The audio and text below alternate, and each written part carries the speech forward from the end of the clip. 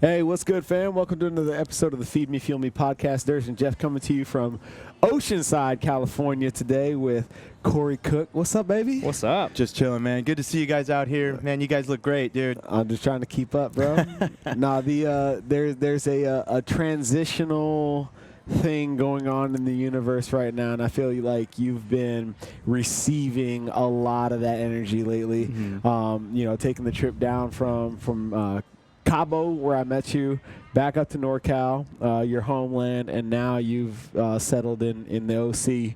And dude, watching your growth as a coach and everything that you're now bringing to the table, not only in the way you deliver coaching, but also the way that you're exemplifying what you coach in your lifestyle is massive, dude. So how's everything going? I appreciate that a lot, Durs.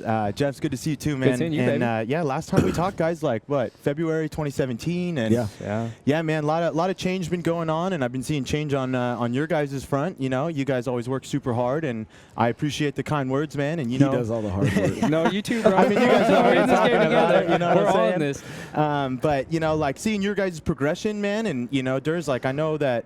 You've always been a man of working hard ever since like the day I met you, and it's pretty funny to see how you guys have really progressed as well, man. And I kind of see what you guys are doing, and I kind of get fired up off of that, and I hope that same thing it sounds like for you. Yeah. And it's pretty funny kind of training this morning, man. That was cool to kind of come in and throw down. Like, I was kind of hanging out, kind of settled down with my breakfast, and then like, Durs and Jeff hit the door, and then Matt's over there filming too, and all of a sudden I'm like, oh, dude, it's go time. Now we're about to throw down. But yeah, man, it's funny, Durs, to just kind of see just kind of your path, dude. You walked in, it was training time, and I'm like, Durs, what up? You kind of gave me some dabs, and then you're just like cruising around the gym, like, all right, like, So I think it's good to see, bro, that we got the yin to the yang, and Jeff, don't let him be working too hard. You gotta make him laugh once in a while. But yeah, man, change has been good. It's pretty easy to kind of feel comfortable in where we are, and anybody can have a good job, and maybe there's certain aspects that don't really go your way within that job, but there's other aspects that you can kind of hold on to and be proud of what you're doing at work, and at the end of the day, if you're dragging your wagon a little bit and just kind of comfortable, you got your good pay, you're comfortable. You're working with your people. It's familiar. Yeah. And then so just kind of overcoming change and coming down to the Southern California here, it's always been on my radar. Okay. I've always truly enjoyed it. That's why I was living in Santa Cruz and commuting an hour a day to work in the South Bay. And everybody was like, how come you don't want to just live in the South Bay? And I was like, 3 streets up from the beach, man. Yeah. That's kind of hard to turn down. And I was very lucky that I was living with some good friends. And it was nice to kind of keep work and my social life a little separate at that point. And when I was at work, it was work, right? Just kind of how you guys vibe, right? Yeah. When it's time to knuckle down and work. Yeah. But when you can kind of take a step back and have a good time doing it, man, like that's what it's all about. So just kind of overcoming that change and coming down here, and I'm 29 years old, gonna be turning 30 here pretty soon. Man, you're fucking old, bro. Man, I got a couple grays in here, man. A couple grays in here, kind of popping up out of nowhere, bro. And just overcoming that change, and at first it's really easy to kind of look at your current situation and say, why me? And here we are 6 months down the road, and I'm really starting to see why. Sure. I'm really starting to see why. And, big shout out to NC and my man Jason and everybody on the back end who's busting their butt over there to obviously promote the type of product and the type of program that they run, dude. Like nothing but love up there. And, after being there for about 3 years, and that was, kind of getting back to what I was saying, it's easy to be comfortable. It's easy to overlook your own happiness because of I was running a good program. I'd show up every day.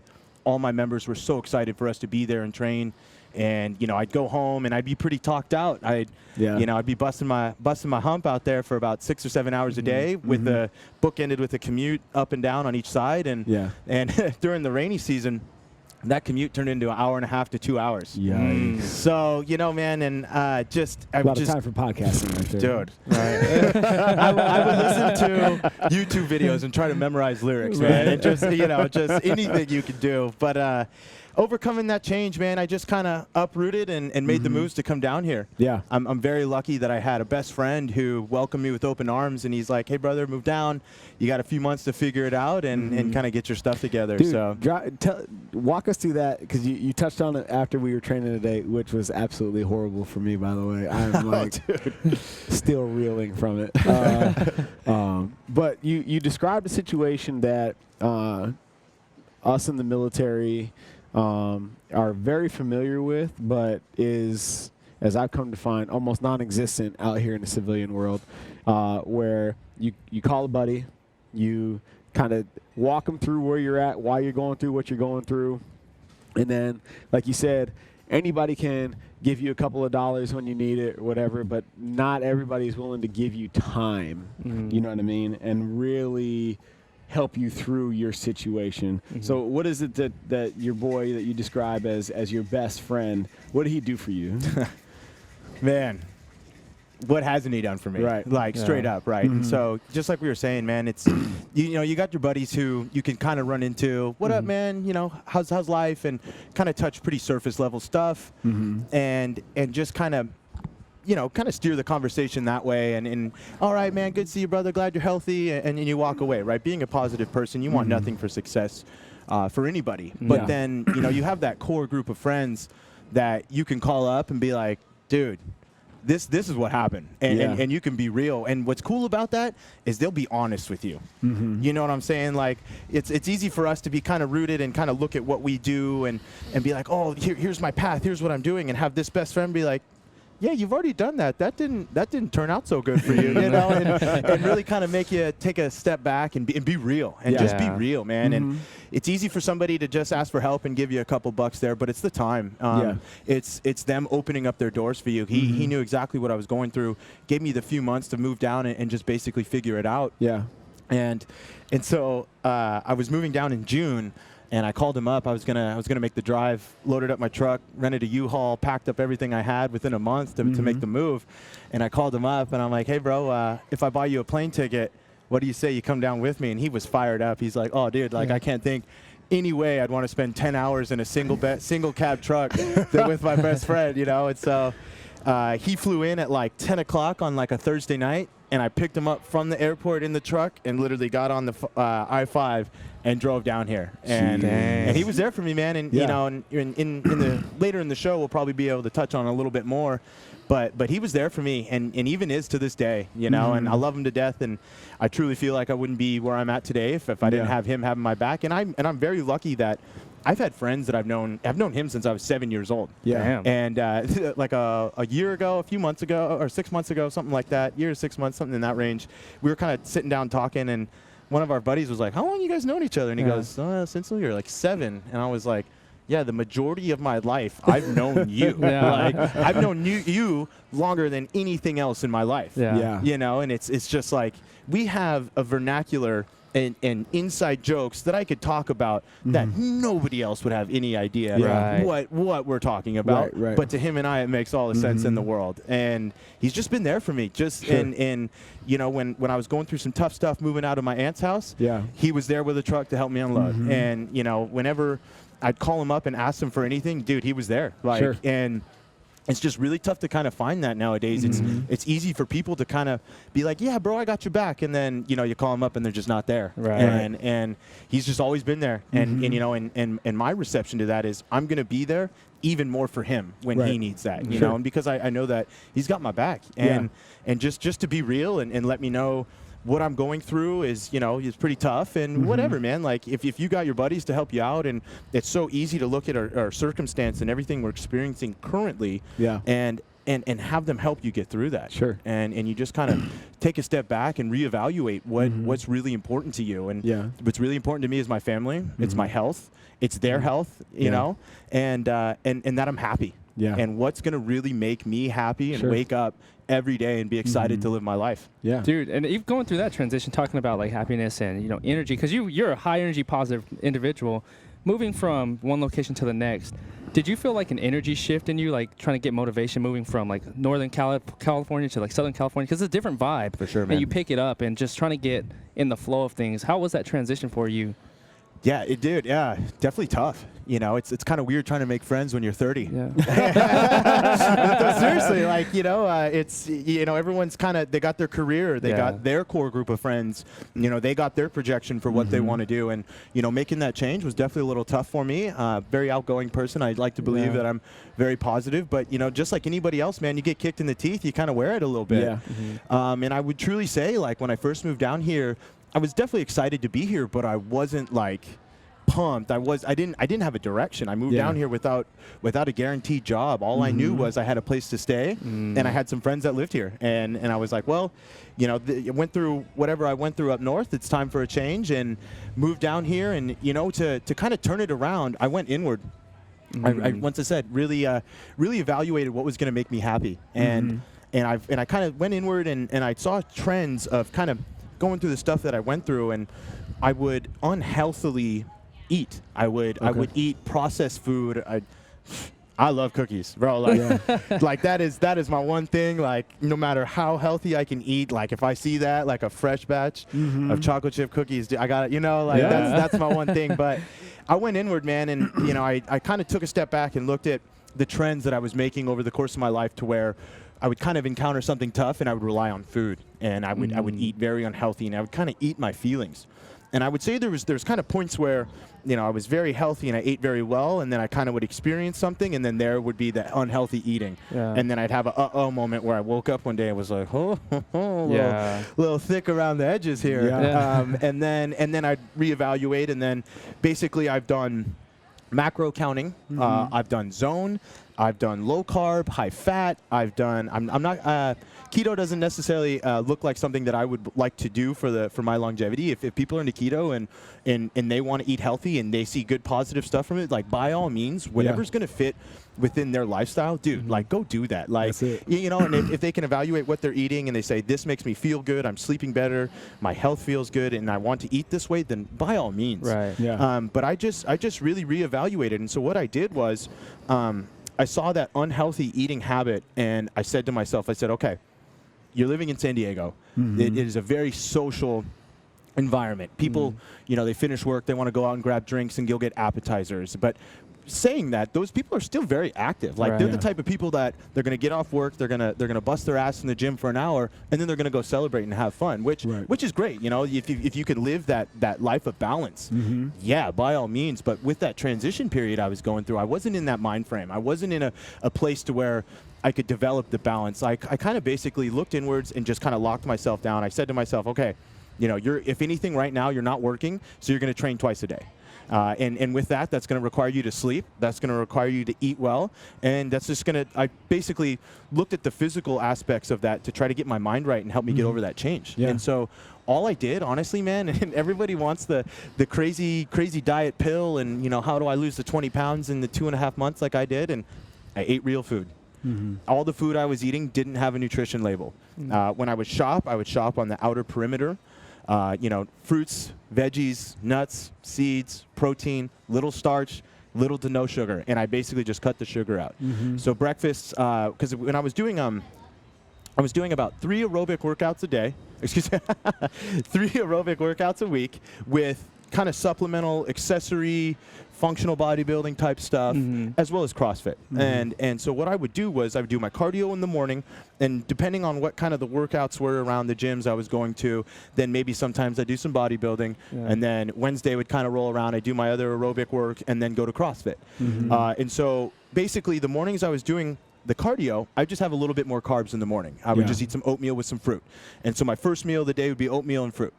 Then I do my aerobic work, and then post, I would have scrambled eggs and like 2 pieces of bacon. Like, sorry, right? But and then I switched from a high carb, high protein, low fat to a little bit more balanced, somewhat like zone, but I wasn't weighing, measuring. I've done it long enough so I can kind of partition my plate and kind of understand, you know, this much protein, this much veggies, and then this much fat.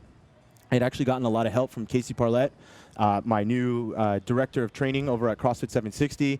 The dude was a Muay Thai fighter, pro fighter, has quite a few wins under his belt. And so, you know, just hearing him talk about how he'd have to cut and what he did to cut and still maintain that strength for his fight. So I just kind of picked his brain about a few things, and then I just kind of made it work for what I was doing within that time frame. Yeah. So with the aerobic work in the morning, a little bit more carbs. The days I wasn't doing that, I just cut that back. And then the majority of the middle of my day, so let's talk, I would be up at 6, and then lunch ends at like 1. So within that parameter, I would eat my carbs. Then I'd go work out and do my CrossFit workout, protein immediately after, and then for dinner, turned into protein, veggies, and fat. And I actually found that when I was doing the high carb stuff, I was just starving all the time. Like my body would just burn, and I'd be like dying. And now that I've kind of cut the carbs back a little bit, focus on about 5 to 6 ounces of protein per meal, 5 to 6 ounces of veggies per meal, and about 15 almonds, half avocado, roughly around 5 blocks. If you guys are familiar with Zone, I'm not 100% sure what the fat content breaks down to that. But just like I said, middle of the day, a little more carbs, a little more balance of protein, carbs, and fat to kind of start things off. And then dinner, just ate super clean. Yeah. And the only liquids I was drinking would be protein powder, coffee, and water. Yeah. And then, once in a while, I go out and have a couple beers. But, just really tried to lock it down. And I started to feel a lot better. My sleeping habits definitely improved. I managed to lose 20 pounds in 2.5 months. Nice. Yeah, I appreciate it, man. And you look good, man. I appreciate it, Durst. Yeah. Appreciate it, man. And it just kind of, I kind of took that step back through all that change and the move, and that was just kind of my way of focusing on something because I wasn't working yet. I was still in the interview process, and I kind of looked inwards and I said, okay, you're in San Diego. It's really easy to go out and get a few drinks in you on a Wednesday night, but what is that really gonna help you do? So just really tried to lock down the nutrition, look inward, and then just really started doing stuff for myself. Sure. Try to build myself back up. Dive a little bit into the relationship that you have with Casey at CrossFit 760, because I know you mentioned him when we were after the workout today. It sounds like he had a pretty profound impact on your mindset and like helping you make the move. Like, describe sort of like how that relationship has helped you, overcome everything that you've been going through and like getting positioned here in San Diego. Right. Because that's a huge mindset piece when you have somebody that stands in your corner, Oh man, for sure. Like Case is like living proof of working hard, eating healthy, but enjoying your fitness outside of the gym. So, forgive me if I'm wrong with my dates here, but I'm pretty sure he's been on seminar staff since 2008. And being a pro fighter, like he was telling me how he'd have to cut. And just the way that he has a personal authority about him. It's like you kind of look at him and see him busting his butt and kind of hear his experiences. And you're like, man, it's kind of easy to be worried about what I'm doing, but what he's doing, like he's busting his butt, and he runs CrossFit 760. He's the head coach over there, and then on the weekends he's either out mountain biking like crazy. He does mountain bike races now because he stepped away from fighting. Okay. Or he does seminars and he teaches CrossFit. And he just breathes and lives CrossFit 760. Yeah. And it's been incredibly refreshing to kind of come back to that kind of work hard, follow the program, eat well. He truly lives what he preaches. And so when you recognize that in him, you're like, well, I better do that too. And and it was actually very refreshing for me to kind of, he's not the type of person that's going to check in and be like, hey, what'd you do on Saturday? But he buys into enough of who we are as a coach and as an individual that I want to be a better person because of him. And I want to be a better person because of what he's doing. And it's been great, man. He's helped me out a tremendous amount. It's been, like I said, very refreshing to kind of get back to the old roots of CrossFit of, Monday, Tuesday, Wednesday, constantly varied high-intensity functional movements. And then on Thursday, we'll do what's called a 60% skill day, to where I get a awesome opportunity to really coach. So basically, I'll just kind of give you an example. Thursday turns into 10 minutes of what we call joint rotations, just kind of lay on your back, swing the leg up and over, move the shoulders around, and then basically some very dynamic active positions that you're going to be in for the workout. And then it's like a 40-minute AMRAP. Let's call it 800-meter run, 5 muscle-ups or 5 muscle-up transitions, a rope climb, and then there'll be like a little mini 5-minute AMRAP of like inchworms and kettlebell swings. And I think what's really awesome about that, when what we do as coaches, and he's paved the way, and he's been writing this program for like the last, let's call it 10 years, he's really paved the way to allow us and set us up for success in coaching.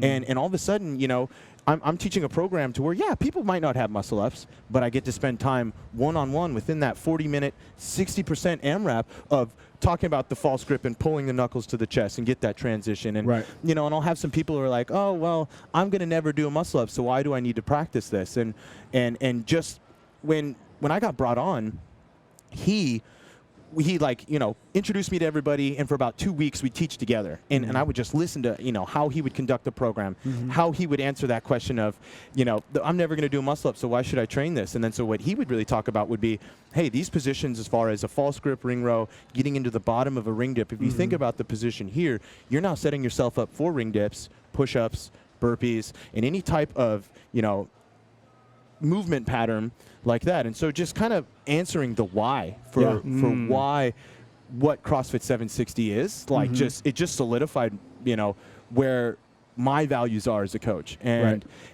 just made me kind of fall in love with coaching again. You know, there was like that period of about 3 months where I wasn't coaching, and I don't want to say, I like felt a little lost. Yeah, I felt a little, you know, like what I identified with for the last 5 years of coaching, helping people, you know, just get people healthier, and I just kind of lost that. And getting back into the swing of things, it's really refreshing to pick that back up and just kind of fall in love with that. And one of the biggest things that I love is, you know, he being his pro fighter, and he's got his tattoos, and he jokes because he's got this big gorilla tattooed on his stomach, and he goes, yeah, here's a dude who's got his nose busted open with the gorilla tattoo on his stomach. But the way that he will work with our clients who are 50 and up and 60 and up is huge. And prime example is woman Donna in her 60s, shows up about two to three times a week. I'd say probably more or less on the side of 2 days a week.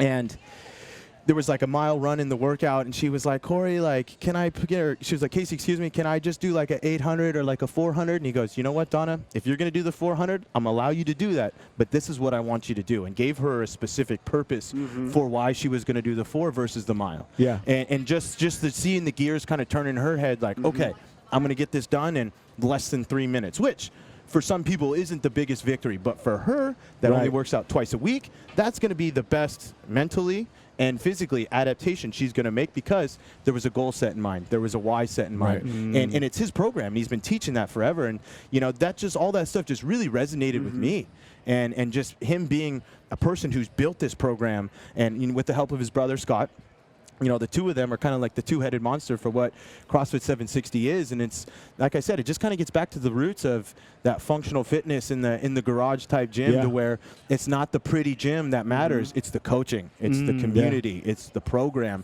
it's how you apply your fitness outside of the gym that's going to help you for longevity in life. And just getting into that, like, you know, within the first 2 weeks, you know, I was like, dude, like, this is solid. Like, kind of fell in love with it again. And it's been really, really great to just kind of, you know, hit this peak. You know, you kind of had the move, and we kind of leveled out. And now here I am back into kind of the swing of things. You know, I did some things personally that were to help me be in a better place to be a better coach. And he sees that. And he's, you know, always had my back since day one, and super pumped to be a part of what he is and what he does. Yeah, speaking of the personal growth and development that you've gone through, you just recently reconnected with your dad after 10 years. Walk us through, you know, going back to this whole transitional theme that's going on in your life right now. I feel like that kind of gave you a ton of closure on just one massive elephant in the room for you.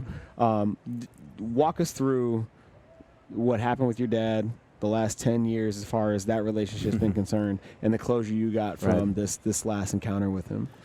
Yeah, man. Ooh, so, you know, and I really appreciate that. And, you know, Durs, this has given me an incredible opportunity to be real with myself and, you know, let people know, you know, maybe that you might have a cloudy day, but the next day is going to be sunny and you can live to get through it. And I really would like to stress in the beginning of this, you know, I'm not going to blame anything on anybody, because I truly believe we get kicked in the teeth sometimes and we get knocked over, but it's how you're going to get up and respond to that. And, you know, going to kind of just start it off as, you know, as a kid, was always involved in sports, and that was just my life, sports, and my father and my mom, of course. I'm an only child. My parents had me, and they were like, that's it. We are done. No more. always involved in sports, and that was just kind of my identity. And my dad and I really shared that, and it was an incredible opportunity. It made me who I am today. Started with Pop Warner in like 6th grade and Little League Baseball, working my way all the way up until, I was a senior in high school. And so, being so focused on sports, I wasn't one to go out and party very much. I would go out and hang out and actually be a DD. I had a truck that I loved. I'm into cars. I had a Bronco that I absolutely loved. Nice. So I was down to DD, man. Like, yeah, you're drunk. Like, hop in the back. I'll take you home. Like, yeah, it was just cool for me to kind of help people out in that regard. But I also am so outgoing. I don't feel like I need booze to have a good time and just be social. Sure. So. Man, so 18 years old, I was working with a buddy, and this is the number one scenario that really stands out in my mind here. I came home one day. I got actually a pretty good tip from like a construction company I was working on. The woman enjoyed me and my best friend working on her deck with our shirts off, so she happened to give us way to go, pool boy. All right. Hey, just trying to get my bronze on, and so.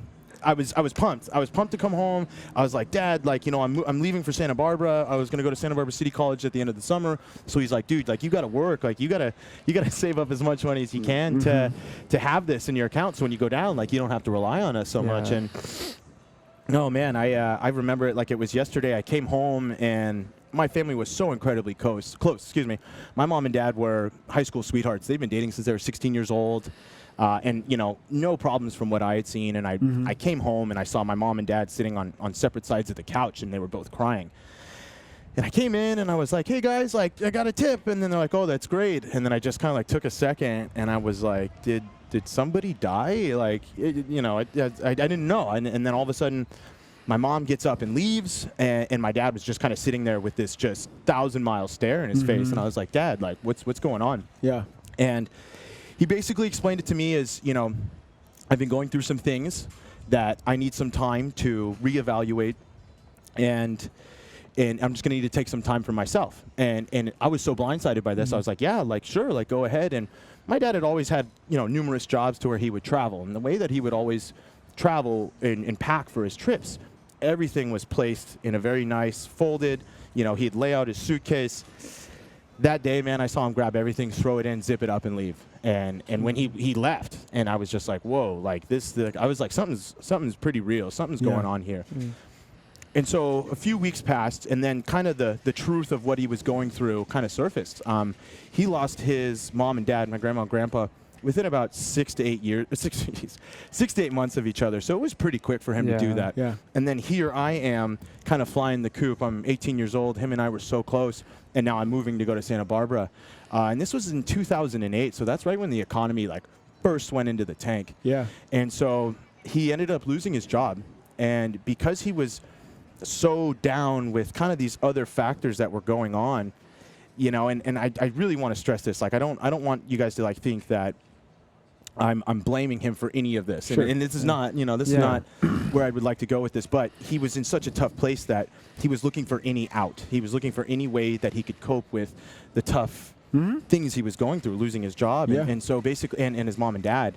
And so basically what ended up happening was he was in such a depression, he started taking medications that my grandmother had for when she was going through her cancer. Okay. And he was taking those medications and he was drinking on that. So being at such a low point and doing things like that, like that's going to just make things worse. Sure. So he was having a really tough time, and, he would dress up like he was going to work and then would just go to my grandma and grandpa's house, and he was, having thoughts of suicide, and he was just in a really tough place. And wow. Me being 18 years old, like I could only process so much. Yeah. And there was just so much change and just so much change in him that had happened, and just being at such a low and a depression. So that all kind of happened the summer of me graduating high school and me moving to Santa Barbara. And then so I moved down to Santa Barbara for the year, and I kind of saw how bad it was, and my parents said that they were working on it, and there was just no talk of divorce yet. It was just kind of like, hey, like, we're going through a tough time.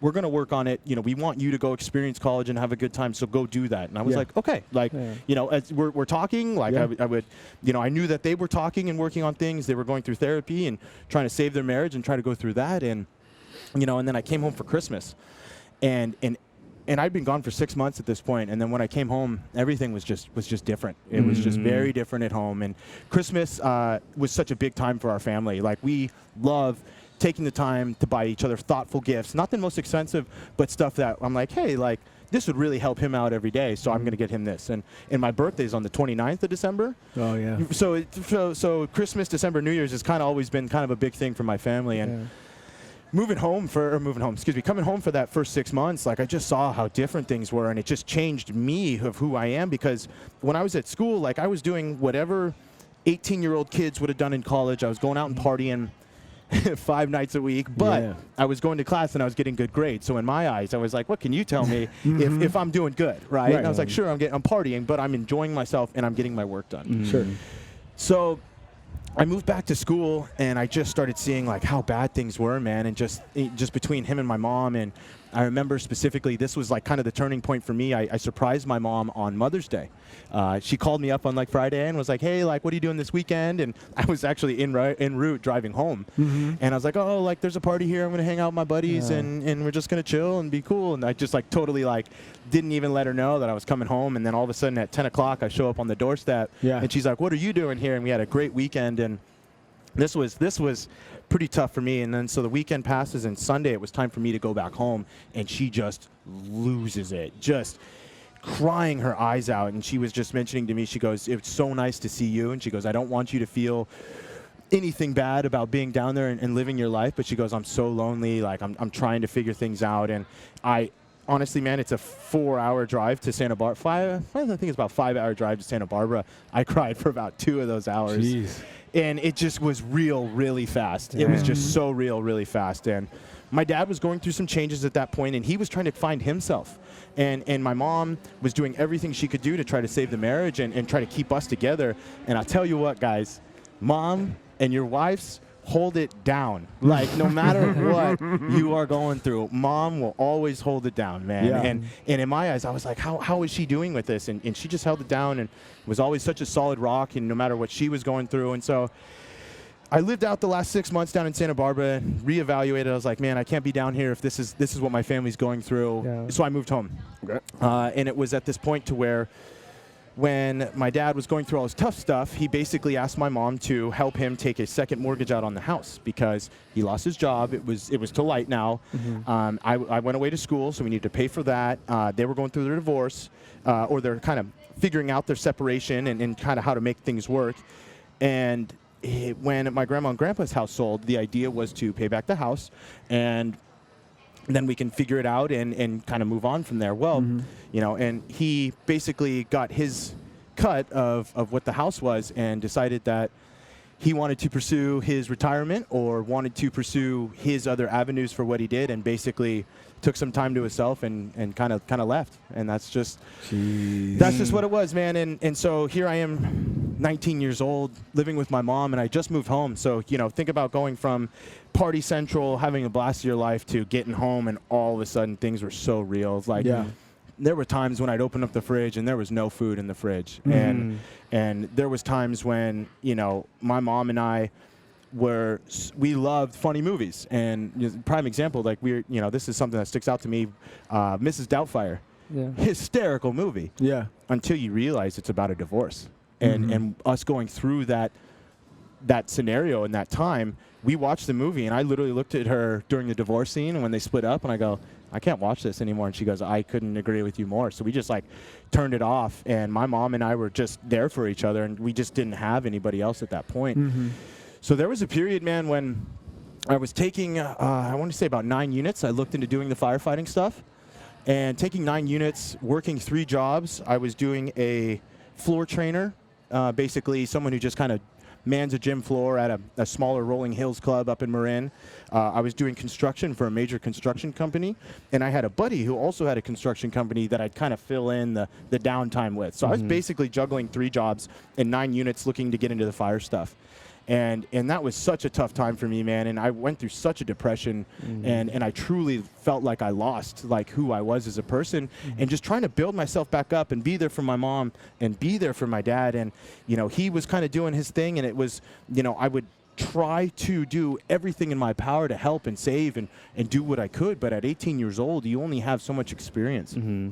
And so it kind of came down to that I just kind of let him do his thing. Like, I told him I wasn't mad at him. I told him there was no anger. There was no resentment. I never looked at him for what I was experiencing. Mm-hmm. I was like, hey, here's a man who's truly unhappy, and he's just going through a tough time. So I'm gonna allow him to grow and be the best person he can be within himself to do his thing. And so, you know, working the 3 jobs, taking the 9 units. So like when you have your foundation, and then when you have it just ripped out from under your feet, there's this feeling of just trying to get to the next day. Mm-hmm. Like I was so numb. Like as a person, I kind of lost my outgoing, funny, joke around, mess with everybody, because in my back of my head, I was like, dude, I'm paying a mortgage. I was like, there's no food in my fridge. I was like, my mom is losing her shit, excuse my French, because what she's going through. She's been married to this guy since, or not married, been with this guy since she was 16. And so it was just kind of a lot to really just juggle and just manage. And you know, this is where things even get a little more tougher. So this was a time when the housing market was going down, so we tried to apply for a loan modification, to which I think we had a pretty legitimate reason for going through that. And so basically they told us, they said, hey, you're current on your bills, so we can't help you until you're not current. And my mom was like, you're crazy. Like, that's the only way we can apply for this loan modification. So she did it. And she did it, and so she didn't pay. And we were applying for all this help, and they're like, yeah, you got a good story. You got a good story. Call this person. You got a good story. Call this person, and we'll see what we can do. And so that they just kind of pushed us around for like 4 months. And then all of a sudden, man, house foreclosed. And they literally auctioned it off to the highest buyer at the San Rafael courthouse.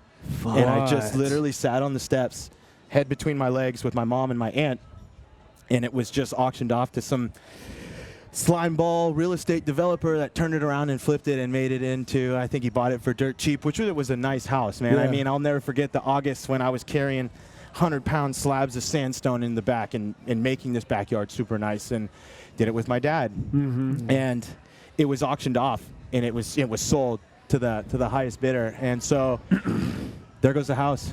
So here I am, 18 years old, and I'm homeless. And my mom and I were trying to figure out what are we going to do. And I was incredibly lucky. I had an aunt that took me in. And at that time, her father was kind of 88 years old, screaming eagle. Man was, they called him Fast Eddie. He was in, AA forever. Awesome guy. He jumped on D-Day, was in Normandy. Yeah. Pretty tough SOB, right? Sure. They just don't make men like that anymore. And so she moved in with him to kind of help him out. And so they were lucky that the house was big enough to support her, but we didn't want to impose on the people, and I was fortunate enough that thank you, my aunt and uncle, for taking me in and really supporting me at a time that was, it's one of the most, to this day, the most difficult, I'm going to call it, few years of my life. Sure. So losing the house was definitely a pretty tough pill to swallow, and I was just pissed off at the world, man. And growing up, I had all these sports, and I had my dad, and so all these things that I would cling to as my rock, as my foundation of who I am and identified as a person, vanished. Yeah. So I discovered fitness, and I was about 18 years old, and I'd get off of work, throw the headphones in. I would work out for 3 hours a day, man. And I was working out at 24-hour fitness. And it was a pretty jam-packed kind of gym. And so I just kind of did what I knew. Back, bis, tris, chest. I would squat, I would deadlift, I would do a lot of core work. And in doing that, I could be pissed off at the world. Go in and work out for a few hours, and I'd leave and walk out of the gym and go, okay, I can handle what's going on. And so in doing that, my grandfather passed away, so my mom and I moved into his place. The plan was for us to build it up, turn it around, so eventually within the next few months, that'll help give us some time to get into a new place, but B, kind of fix the place up, get it a chance to get the most money so we can kind of divvy it up between her brothers and sisters. Yeah. And then so they kind of decided that we didn't really want to fix it up and sell it. They basically just wanted to get rid of it at that point. So my mom and I are like, oh man, now we got to find a place. So then her and I moved in together. I was doing a construction, just kind of anything I could at this point to kind of make it work. And so my mom and I moved in together, and because I was going through so much fitness, I just found what truly just made me happy and what I could wake up and do. And, you know, there was times when I'd work from 6 a.m. to 5, and I would still go to the gym. Yeah. Even though I was beat up, I would still go do something. And in doing that, I got in great shape. You know, I wasn't eating crap food anymore. I was starting to eat a little bit better for what I thought was healthy at the time. And, you know, being a 18-year-old kid, I thought hamburgers and quesadillas, and I didn't really think about what I was eating. And then all of a sudden encountering and going through what I went through and seeing fitness kind of be this incredible outlet for me, started eating well. And then I actually ended up getting recruited to that's when I got discovered and recruited to go play lacrosse in Colorado. You know, I had a lot, my best friends were there for me. They were like, hey, man, like, there's a ULAX league up in the Bay Area. Go play with us on Saturday nights. And because I played for 2 years in high school, and I was kind of the football player, that meathead. Hey, Kory, go hit that guy. Okay. Like, and, you know, I didn't really understand the game very much. And so I would just go play. And because I was in shape, all of a sudden I'm kind of a different player. Okay. And then I, you know, what happened? So I was visiting some friends in UC Santa Cruz, and the coach was there, and we were doing like a pickup game, having some fun. And he comes up to me after the game and goes, hey, where do you play? I was like, what do you mean, where do I play? I was like, I just hang out with my buddies and I'm just here to have a good time. And he goes, oh, you know, come to UC Santa Cruz. I was like, dude, I don't have the money to do that right now. You know, that was kind of the height of what I was going through with my family. And I was just trying to survive, man. Like, you know, I found fitness at this point, and I just knew that training was the way to keep my mind off of things and keep me sane. Just, you know, and when I went through all that stuff, man, like, my friends were there for me like you would not believe. Like, you know, all of a sudden, I'd say I have about 4 or 5 best friends that I've known since, let's call it 1st to 3rd grade, and then all the way up into high school that I've just still to this day very close. And I, you know, big shout out to them for really helping me out. And then so kind of back to, so the coach at UC Santa Cruz now took a position to where he was out in Colorado at Adams State, and kind of called me up out of nowhere and was like, hey, man, like, I'm in a position to where I can kind of offer you some money and some help. Can you make this happen? And, you know, I was still going through the fire stuff at that time, but kind of what I was seeing with the fire stuff was it's a long road. It is. It's a long road, which they want to weed out the people who aren't going to be right for the job. And I get it, right? But, you know, at 18, 19 years old, going through what I'm going through, like, I was just trying to survive, man. I was just decisions. So in my eyes, I was like, I'm going to go do that. You mean, I get to go play lacrosse and Colorado? Go. Yeah. And packed up, didn't know a single person, and moved out there. And it was fitness. It was fitness that got me into that position. And it was, and you know, I was the athlete on the team. I was one of 3 people to pass our physical fitness tests, because lacrosse is a sport of knowing the game, having fundamentals with the stick, or you basically have an athlete who just hustles. Sure. That's kind of 3 players that you have on the lacrosse field. I was the athlete. My team were the lacrosse players. So, excuse me. So going out there, awesome opportunity. You know, every kid's dream to say, hey, I was recruited to go play an NCAA school. Awesome. Once again, here I am paying for school, kind of doing it for myself, and, you know, just had another kind of reevaluation period. I was out there for about 1.5 years. It was awesome, but just I couldn't afford it. Like, even with the loans, and, you know, here I am thinking, you know, I'm still kind of encountering and going through all this stuff. And, you know, at this point, I kind of just let my dad do his thing. You know, I just kind of, you know what, man, he's still finding himself. And, you know, I would reach out and try to help. And there was times when I would really try to help him out, but he wasn't ready for help. He was still finding himself. And I just kind of had to let him do his thing. And even to this day, there's no resentment there. There's no anger there. I've gone through what I've gone through to get me where I am today. I wouldn't have been recruited to go play lacrosse. I wouldn't have found fitness if I didn't encounter that. So, you know, moving out of Colorado and coming back home, it was fitness. It was fitness. At that point, I got back into construction. That's just kind of what I knew. I had experience. I was making good money. I was working for a solar company. And I tell you what, man, that's some real stuff. Being on the roof in the sun in the summertime, like day in and day out. I was working with a great crew, so I could put up with it. Sure. At that point, I wanted to continue playing lacrosse, and so I was playing in these like kind of I'm not going to call it. It's kind of like a beer league at this point with the Marin men's teams. Awesome, incredible talent. There's guys from D1 schools that come back home and they play in this league, and then afterwards have a couple beers and hang out. Yeah. Right. So I was playing lacrosse, and then so my motivation and my fitness were three things. Or excuse me, my motivation were three things: my fitness, my lacrosse play, and basically working. Like that's in a time when I didn't have much. That's what I had. And so within my abilities and my strengths to bust ass and work hard and deal with what I was going through. Boom. That was my focus. Yeah. So I had a aha moment. I had a lot of buddies who were doing CrossFit at the time, and I was like, all right, like I'm playing lacrosse. I want to be better at lacrosse. So I was training at 24 Hour Fitness, and I was doing back squats. Had a pretty reasonable amount on the bar for me, and went to get a quick drink of water and come back from the squat rack, and the dude had completely stripped the weight and was just hitting curls in the squat rack.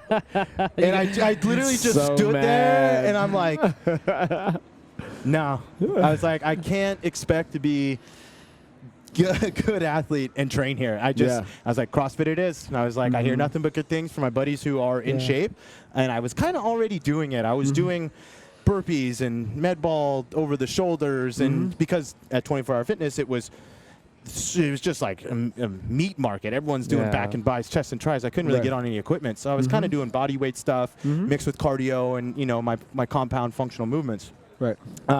Basically already doing CrossFit. I walk into my first day, and and I did my first workout. It was Fight Gone Bad. That sucks. I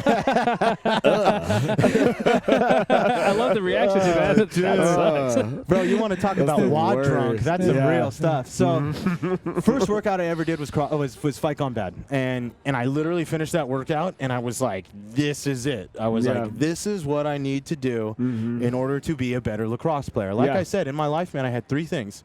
Okay, call it four: my mom, work and construction, lacrosse, and my fitness. Like that's what I just clung on to because that was within my control, right? For that period of when I felt like I had control of nothing, when I felt like I had nothing. Like that's what got me through. Yep. And then so I just like anybody else, they drink the Kool-Aid. They just get so into it. All of a sudden there's a community aspect to where I'd come in and do a workout and people are like, who are you? Like, who are you showing up in here doing that weight and putting up this time? I'm like, I don't know. Is that good? Like, I'm dying on the floor. Like, I don't know what to tell you. And this is good, right? This is good. And then so I remember vividly, I was doing construction. It was a hot summer day, and I was digging ditches and just, slaving away. I wanted to take the 6:30 class. I prepped my meals and food to allow me to train at 6:30. And the job we were on, we was running late. It was taking longer, so I was going to miss the 6:30 class. I was heated. I was so pissed because I just wanted to train. Here's my fitness, that my working out. That's my out. And I just wanted to work out. I just wanted to train. And so I remember I was digging ditches, and I hit a rock, and the shovel snaps back, hits me in the nose, breaks my safety glasses, and I literally just hucked this shovel as far as I could. And I was just like, ah! And I just and all my buddies made fun of me for doing CrossFit. They're like, oh, you meathead, you lift weights. And I'm like, no, I'm not like that. Get hit in the face, and I throw the shovel 10 feet. So I lose it. You just lose it, bro. And I'm such a person who can really kind of, control that. And I just kind of stood there. I took a deep breath, and I just dragged my ass over, picked up the shovel, brought it back, and went right back to work. That night, I went home, and I emailed my coach at Ross Valley CrossFit, and I said, hey, man, I'm not doing construction anymore. What do you think about me coaching at your gym? And he got back to me within 20 minutes and was like, dude, yes, come on in tomorrow. Let's sit down and talk about what we got going on. So, like I said, man, I just really went through this just kind of whirlwind of having the carpet swept out from under me. I mean, as bad as this sounds, man, this is like the 50% version. Like it's truly, I lost family friends. I had a woman who was there for me growing up, Wilma, died of a heart attack throughout this process. Jeez. It was to the point to where I literally looked at myself and said, what next? What next? And I don't know if anybody's ever been in the situation or scenario where they truly felt like they just had nothing, and they truly felt like, dude, numb. Mm-hmm. There's no way to describe it. You have your morals, you have your foundation, you have what's going to get you through, and it's just swept from under your feet. Yeah. And then so getting into CrossFit, you know, I was like, all right, cool. Like, I love fitness. I'm going to be able to work out all day long. And if I get to coach, whatever, I get to coach. And within like about 6 months of me coaching, I really fell in love with it. Yeah. I really didn't know this, but I understood what that hour out of somebody's day can do to help them in life. And no matter what I was going through, 3 rounds of a minute of rowing, wall balls, box jumps, push press, and sumo deadlift high pulls, no matter what you're going through, that is that. That's all and no you matter think about. what you're going through, that is that. And it just organically just kind of happened, man. And I just fell in love with coaching, and I fell in love with fitness through a really tough time. And you know, now that I was coaching and I was able to have this impact on people's lives and help them get healthier and train, like, in my eyes, I was just doing what I knew. I was just, you know, like, you don't have anything to cling on to, so you cling on to what you can and what's in your control. And so I just absolutely fell in love with coaching. And I was very lucky that the coach that brought me on, Nick, he was honestly, to this day, probably a pretty damn good coach, like probably one of the best. Yeah. And, you know, he pulled me aside, and he was so anal about the way we coach things and why we do this. And at first I was like, whatever, dude, it's an air squat. Like, whatever, you just do this. And I just really saw the connection that I was able to make with these people. And and I really, like, indirectly would kind of channel, like, okay, here I am working with somebody who they're not very fit. But I'm helping them escape their day for an hour. And I was having people, like, come up to me after class and be like, hey, man, that was awesome. Like, that cue you gave me on the front squat, like, that was great. And I'm like, I just told you, bring your elbows up. Like, what do we do? Nothing special, you know? And I just really just tried to connect with people and just understand why they were in there working out, right? And then so it really was apparent to me on CrossFit, right? It's an hour class. They can show up. They can leave everything they got at the door, and they come and just throw down and get sweaty and bust their hump. And guess what? They pick up their keys, and they go face their day. And I just really saw, like, how incredible that was for most people, and having my foundation of and knowing how that helped me get through my darkest days. I tried to bring that to everybody I worked with, every single coaching opportunity. And so there's people in your gyms that want to back squat a Volkswagen, and there's people that are in there and they just want to look good in their yoga pants. And as a coach, I just really, like, found the why and who I was working with. And I was just like, okay, you're not going to back squat 300 today? I was like, can we put a bar on your back and you know, touch your butt to a med ball and go full range of motion and stand it up? Yeah. Then, and it was just kind of a real big aha moment to me. And, you know, and I didn't really care what I was doing. I just wanted to coach. I wanted to train. I wanted to be there for people.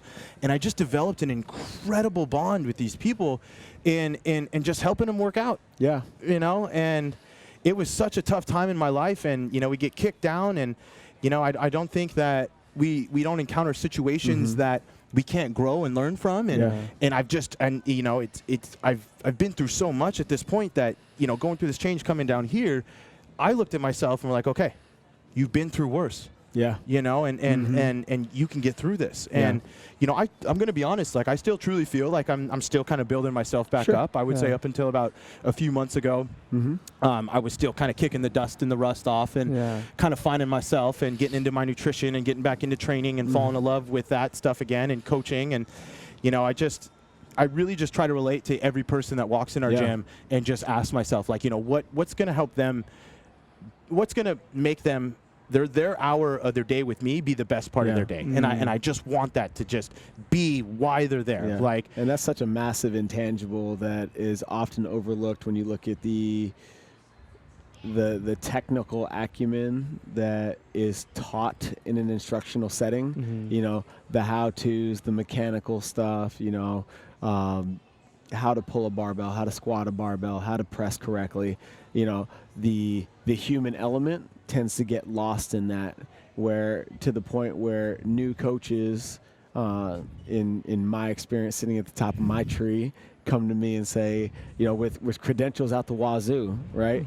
I'm like, okay, that's awesome. let me watch you with people. Right. And we go through that community integration thing that you were talking about where, come work out with a couple of classes, come shadow a couple of classes, let people see your face, become part of our community, and they get lost in that. Like that's really fucking hard for some people. Yeah. Is like that the genuine care for how our interaction, it's my mission for this to be the best part of your day, right? And that is so often overlooked.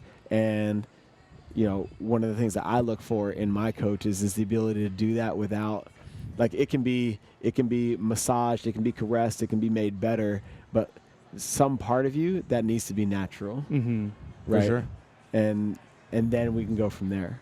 So Right. the fact that you've been able to connect those dots and take your hardship and what fitness did for that period of your life, and you look at every interaction as, I don't know, but maybe, Right. right? You have no idea. Right, Mhm. and you approach it from that standpoint, dude, you'll be a lights out coach for the rest of your life. Right. Appreciate That's it, awesome, Durs. man. I appreciate it, man. And like I said, dude, like this has been my journey. This has been me. I wouldn't be the man I am today if I didn't have my father in my life for those years. Yeah. I wouldn't be the man I am today if I didn't go through what I had to go through in order to help people. And just like you're saying, man, like you have no idea what your house mom 9:30 a.m. class is going through outside of the gym, right? Maybe they're not going through anything crazy, but this is their time for themselves, for them, and you need to bring that value for them in order to fall in love with your program, understand and trust you as a coach. And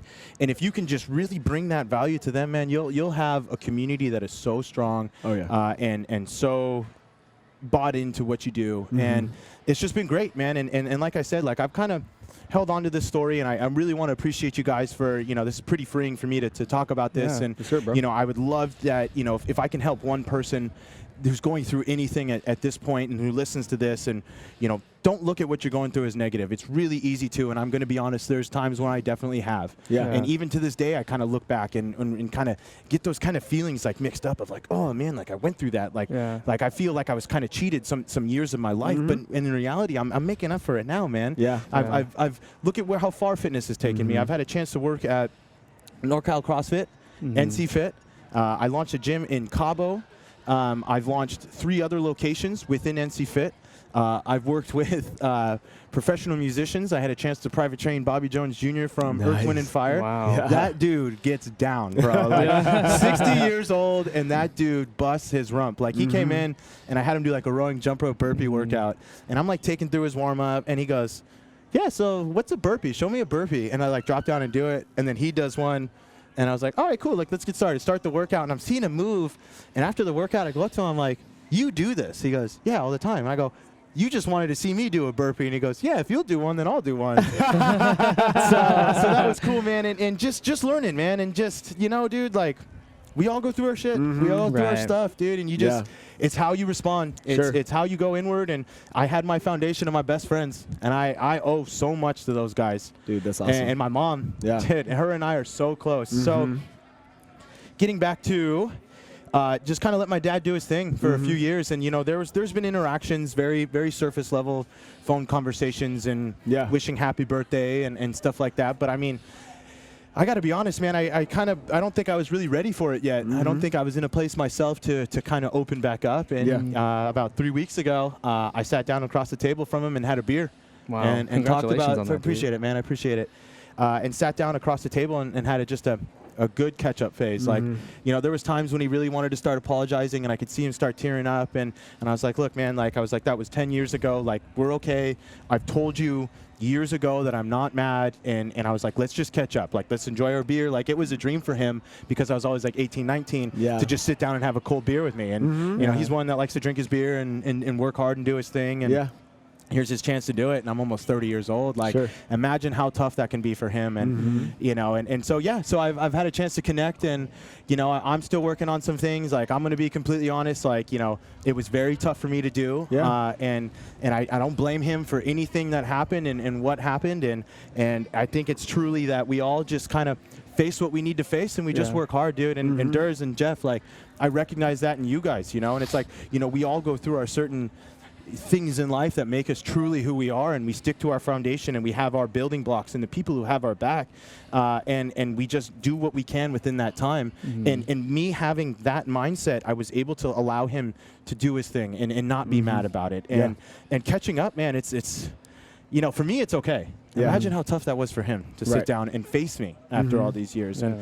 And you know, I wish him nothing but the luck, and you know, best of luck. And him and I now are able to speak, and you know, he's going through some knee issues and stuff from kind of, you know, past injuries he's had, and you know, now I'm in a position where I can help him with that, and you know, I'm going to help him, and I'm going to, you know, we're going to start there, and we're just see where it goes, and you know, I've taken upon myself to kind of be the bigger man in the scenario and try to step up and be there for him, even though there was times when I could look around and say, where is he there for me? But that's not what it's all about, man. It's like I said, dude, we go through our stuff, and it's awesome, it's really going to make us who we are. And going through all of that, man, that was my foundation. And you know, kind of having the change to bring me down to San Diego, like I said, I just kind of looked at myself and was like, dude, you've been through worse. You know, you're in a position to where you know what you want to do. You know, you have your core values and when what you've been through. And dude, there was days when I just laid in bed. And there was days when I would call my friends and just start crying. And there was days when I was just not myself, you know, and it's there, dude. Like we go through that, but I literally reached a point to where when I was going through everything, I'm going to call it about 18, 19, 20 in that range, where I just woke up and I was like, I'm not living like this anymore. I was like, I'm not going to be depressed anymore. It's like, I have my health. My mom has her health. I have my friends. I don't have much physical, but you got that. But I got that. And if I can live to fight another day, dude, I'm coming out swinging. Sure, bro. I'm coming out swinging. And to anybody listening to this, man, and you know, like I said, dude, like I don't want you guys to think that, you know, this is an outlet for me to vent, and actually it kind of is, right? It's been nice to actually sit down and be honest, because I don't talk about this very much, and this is something that I've truly internalized and thought that this was just my path. And if I can help somebody who's listening to this and kind of find the sunlight in their cloudy day, then let me help, man. Let me help. So, and it's just, I'm so blessed that I have an avenue of fitness that I can do that. So how's your daily routine different now than the last time we talked, now that you're in you're towards the end of this particular transition?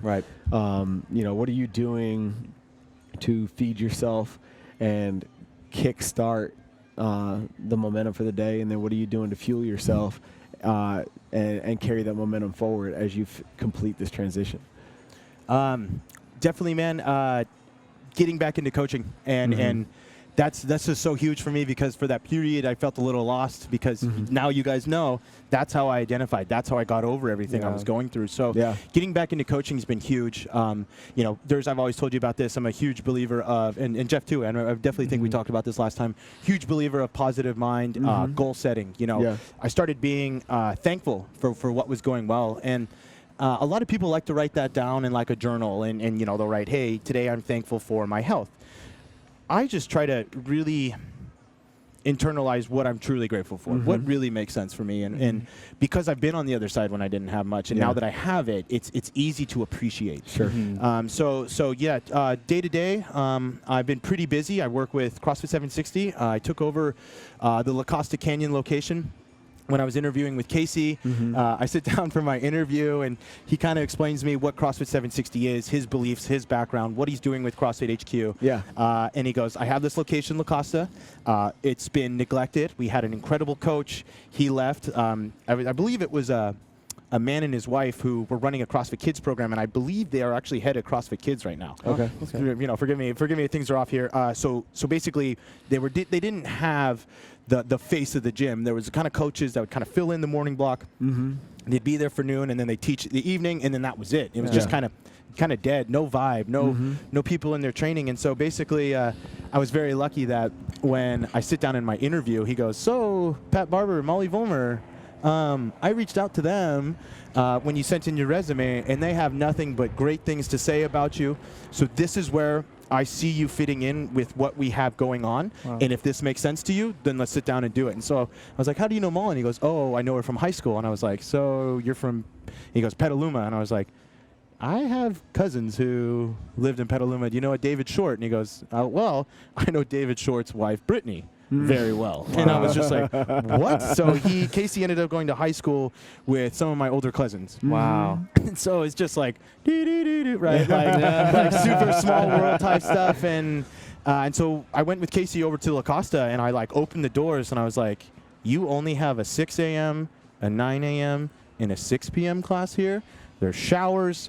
There's a turf, brand new turf down the center, all new equipment, custom built racks, branded 760. I was like, really? Like, you guys only got 3 classes here? And then so when I took over, my biggest thing was, looking around the surrounding area. We were surrounded by homes and moms and dads and kids. And so I was like, all right, well, how do we get more people in our doors? How do I turn around this membership base to A, be the face of the gym, and B, start getting some revenue, get some money in here? And so basically, for the first 3 months, man, I went in there and, excuse my French, coached my fucking ass off. Yeah. Like, I would leave and be like, oh, and just literally like get home and just be like, kick my feet up and lay down and just coach my ass off, man, and just prove to these people that I'm here for them and, just had my foundation of what's going to be able to turn this place around. So if there's any kind of gym owners that are kind of looking on how do they kind of turn that around, it's vibe, it's coaching, it's community, 100%, and how do you do that?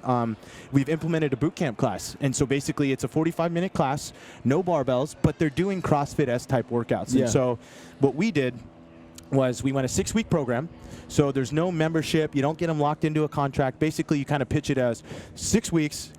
You try it out. At the end, if you don't like it, hey, all good. You gave it a shot. But if you like it, then you can buy into the next 6-week program. So I programmed for it personally. And so basically, I kind of did it in 2-week blocks. First 2 weeks, very, very foundational. And to be completely honest, I'm doing stuff that people want to do. Cardio, core, guts and butts, basically, and that's my market. That's who I'm catering to with this program. Sure. But I'm doing it in a high intensity functional movement, across broad time and modal domains way of doing it. So basically, getting back to what I was saying, first 2 weeks, very introductory, very low barrier to entry. I'm not trying to make them so sore that they don't want to come back the next day, but you got to find that nice balance of making sure they sweat, making sure they get the feel of what it's like to work with the coach that cares and have a community and show them modifications for these kind of baseline foundational type movements. I mean, take a hollow hold, and you can do a tuck hold, or even just like sitting there with your knees up, feet off the floor, and holding your knees, and then just hang off for, let the hands go for a second, and then grab back on,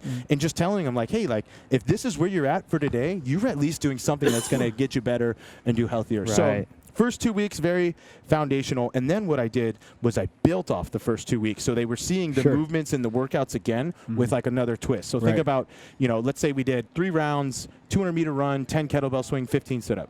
And then the next week would turn into 200-meter run, 20 lunge, 10 kettlebell swing, 15 sit-up. Right. And it's familiar. Evolving the movement.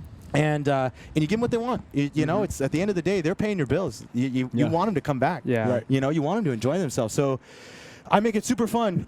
Give a shout out to my man Bruno Mars, 24 Karat with Magic, a song. That's the number one Pandora station I throw on, and understanding that for these ladies, they got their kids screaming at them all day. They go home and they support their family, and they help. They're the core and the foundation for their family.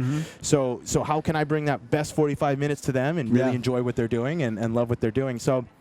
For the last 2 weeks of the program, it's go time. They're doing sled pushes. They're doing, jumping pull-ups with banded work. And what I've really learned from this is CrossFit always tells you to program for the fittest athlete in your gym. For that program, I think that's the way you go about it. For your boot camp, I think if you have a great coach, you think about your 3 athletes, the A, the B, the C. The A are the people who can basically jump into class, go through fundamentals, and they got it. The B are the people who could do it, but they might struggle a little bit. It's not necessarily something they want to do. And I say this absolutely lovingly. And then you got your C, the people who struggle in the train wrecks. Like, right? Like the people that you work with like on a bar, and you're like, hey, scoot your feet out. And they go like this. And you're like, okay, those are your hands. So basically in programming, you got your ABC. What I found for this second cycle we're doing, I actually started programming for the B. and I find the A and I find the C and I scale up or down. Sure. And so I'll be like, hey, Jenny, you grabbed a 26-pounder. I was like, I want 35-pounder for this one. Or, you know, I'm working with somebody. I'm like, hey, you know, yesterday we did a burpee without, or last week we did a burpee without a push-up. I was like, if you do half of them, lay all the way down, get up and jump and clap. Give me that for today, and then go back to the burpee without the push-up.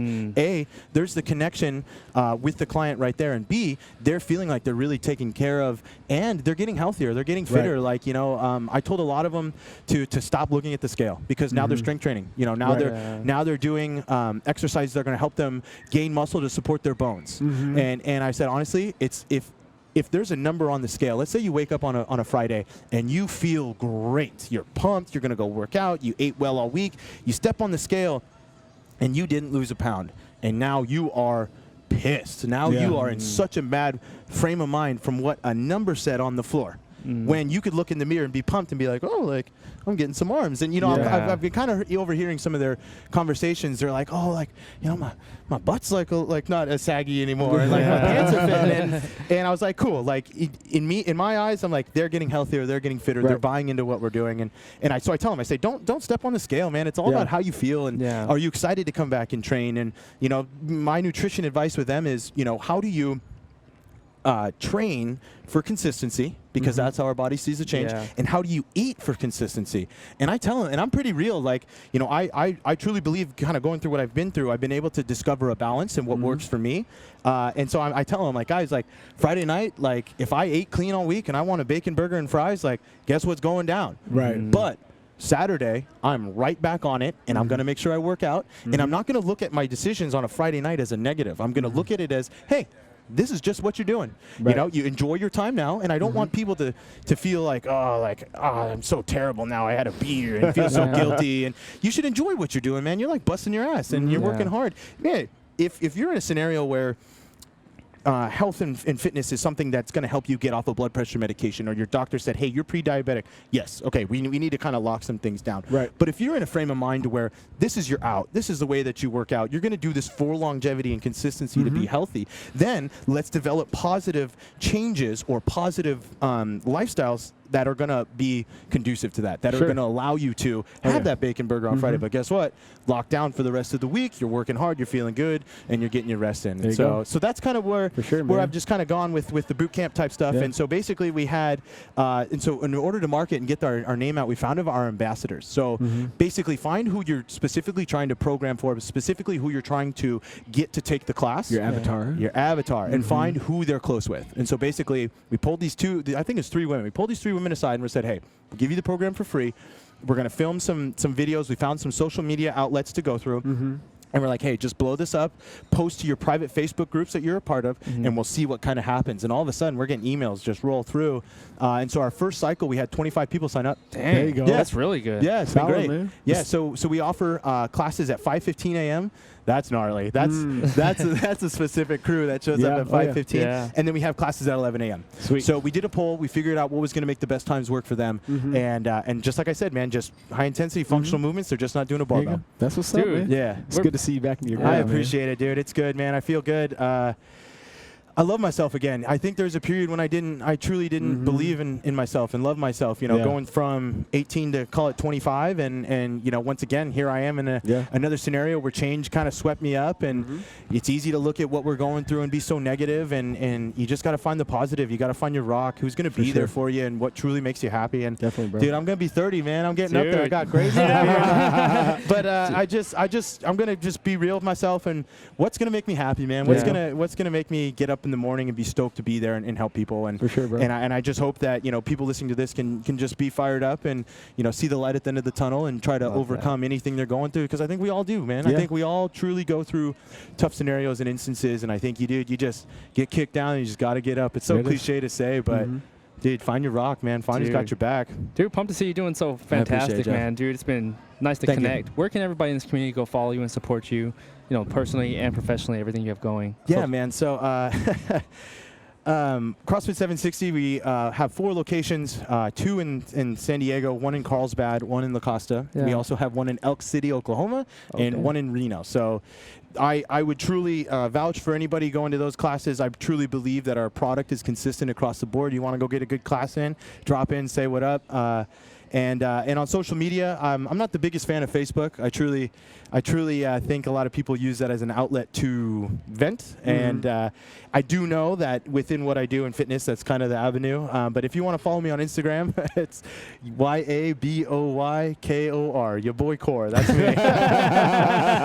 Just keep it light, man. And my posts are all about what truly makes me happy in fitness. And if anybody wants to reach out and want some help, man, I'm happy to help. Whether it's motivation, mindset, nutrition, training, I've done it all. I've encountered, injuries over the years. I'm actually just getting over a back injury. I was rear-ended on the freeway last October. I was stopped. I was stopped getting onto an off-ramp. The guy that hit me barreled into us doing like 70. Damn. Yeah, bro. I think he was on his phone because I drive the route every day. It was on my commute.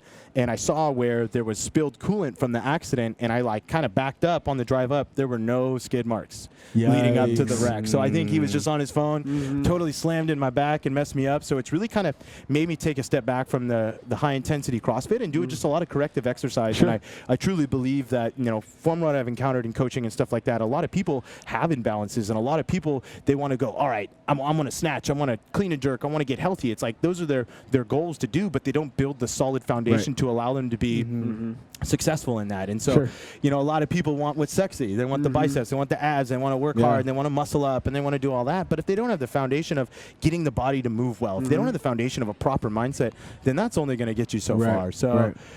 So yeah, man, just the functional training and the bodybuilding, and I love it, man. I love all aspects of training and just working out, because I truly feel like whatever is going to get people to show up to the gym to better themselves, that's what's right. Sure. CrossFit, booty blast, boot camp, pure bar, yoga, spin class, whatever, dude. Just go what's going to make you happy. Go get healthy, get sweaty, find some people you enjoy doing it with, and just be active. Don't sit on the couch and let that bug you. For sure. For everybody out there in Feed Me, Fuel Me land, get out there and support everything that Kory's got going on. Appreciate it, Dude, glad to see you. I appreciate it, guys. Rocking and rolling back in your groove, man. Thanks, man. I appreciate everything, guys. This was, for me, incredibly freeing to talk about this. This is something that I don't necessarily talk about very often, and I feel so much better about it. I feel like I can kind of you're gonna help somebody, man. I appreciate it, man. I appreciate everything. You, and guys, you know this, Jeff, Durs, everybody on the backside over there, thank you for everything. And training today was a blast. And any way I can help, guys, please let me know. Yeah, thank you, bro. Have a good one, guys. Until next time, Feed Me, Fuel Me.